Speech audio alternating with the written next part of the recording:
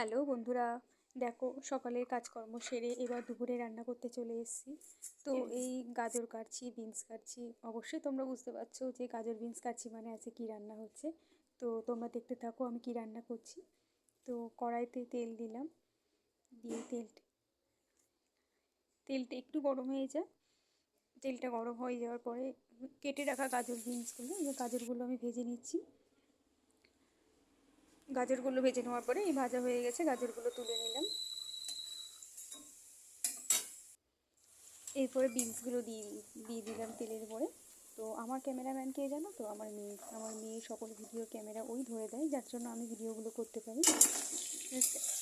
হ্যাঁ, ও আমাকে প্রচুর সাহায্য করে ভিডিওটা করার ক্ষেত্রে। ও আমাকে ক্যামেরাগুলো ধরে বলেই আমি ভিডিওগুলো করতে পারি। তো ওই বিনসগুলো ভাজা হয়ে গেল। একটু লবণ দিলে কি বিনসটা তাড়াতাড়ি ভাজা হয়ে যায়। দেখো বিনসগুলো প্রায় অনেকটাই ভাজা ভাজা হয়ে এসছে। একটু জোরটা কম দিয়ে ভাজলে ভালো হয়, তাহলে আর পুড়ে যাওয়ার সম্ভাবনা থাকে না। দেখো কি সুন্দর বিনসগুলো ভাজা হয়ে গেছে। এগুলো আমি আস্তে আস্তে করে তেল থেকে তুলে দিচ্ছি, কড়াই থেকে তুলে দিচ্ছি। এবার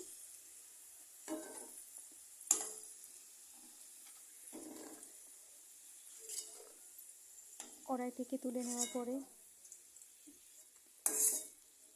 আস্তে আস্তে করে কড়াই থেকে সবগুলোই আমি তুলে নিব। এরপরে যে মাংসের আলুগুলো রেখে দিয়েছিলাম তৈরি করার জন্য, সেগুলো আস্তে আস্তে করে ভেজে নেব। দেখো এগুলো শীতকালে নতুন আলু, ছোটো ছোটো আলু, যেগুলো যার জন্য আমরা এগুলো পিস করি না। ছোটো আলু আজকে খেতে বেশ ভালোই লাগে, বিশেষ করে মাংস বা আলুর সঙ্গে খেতে না ছোটো ছোটো আলুগুলো খুবই সুন্দর লাগে।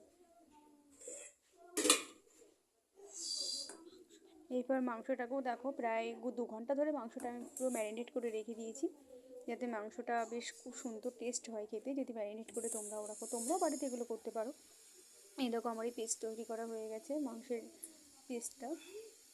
এবার এই যে মাংসের এই মশলাটা আমি ভাজতে দিয়ে দেবো, একটু কষা করে। কিন্তু আমরা না একটু তেল মশলাটা একটু বেশি খাওয়া হয়, বিশেষ করে মাংসের ক্ষেত্রে আমাদের একটু তেল মশলাটা বেশি খাওয়া হয়।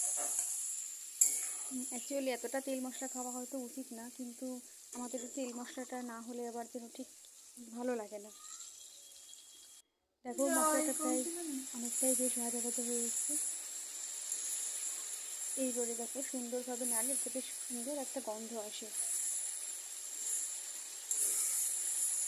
তো দেখো আস্তে আস্তে করে তেল ছেড়ে দিয়েছে, মানে মাংসটা ভালোই, মশলাটা কষা হয়ে গেছে।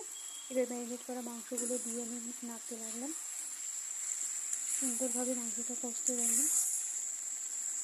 মাংসটা কষলে না বেশ একটা গায়ে মানে তেল বেরিয়ে দেখে বোঝা যায় যে মাংসটা খুব সুন্দর হয়ে গেছে, কষানো হয়ে গেছে। তো দেখো কি সুন্দর কালারটা এসছে মাংসে।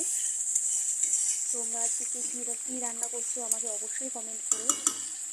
আজকে 1 জানুয়ারি, নিশ্চয়ই অনেকের অনেক রকম আইটেম আছে। তো এই দেখো আমাদের তৈরি করা হয়ে গেল ফ্রায়েড রাইস আর এই মাংস। তো তোমরাও কে কী রান্না করলে, আজকে কীভাবে কাটালে আমাকে অবশ্যই কমেন্ট করে জানিও। আর আমার